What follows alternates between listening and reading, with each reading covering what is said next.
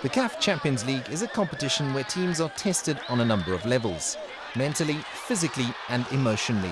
But each year it appears as if the rivalry is more intense and that the gap between those clubs in the north and those clubs in the south is starting to widen.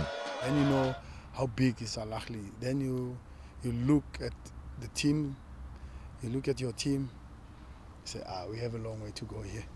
There's a big gap between Mamelodi Sundowns and Al Ahly. Okay, we might try and close it on the pitch, but as an institution, as the club, huge. It's another level.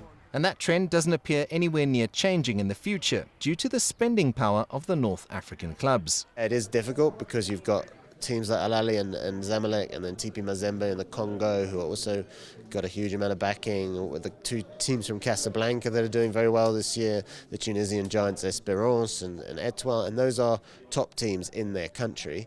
But if you look at I would say that there's not a huge chance of it changing. It is really got to do with the money, and the money is mostly with these top teams. Keeping a close eye on the Champions League is South African national coach Molefi Nseki, who wants more South African clubs playing in the competition and more South African players exposed to the rigours of that competition. It is important for us to have more of our teams playing in the Champions League, more of our players playing in top leagues in the world, because that experience they acquire wherever they play, it will be of help whenever they are called to Bafana.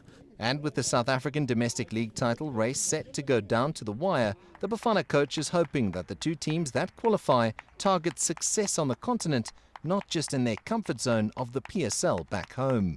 Let's hope we'll get the best teams going into Africa next season, and they will do well.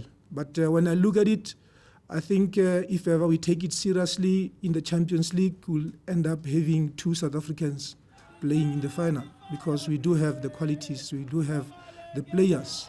The gap between North and South may be widening from a financial point of view, but for a club like Mamelodi Sundowns, they have the means to spend on players. Their squad is evidence of that, and the defeat to Al Ahly would have poured salt into the wounds. However, Sundowns and possibly Orlando Pirates are the only South African clubs taking the continental competition seriously and doing their best to close the ever-widening divide between North Africa and the rest of the continent. CS2+C, CGTN, Johannesburg.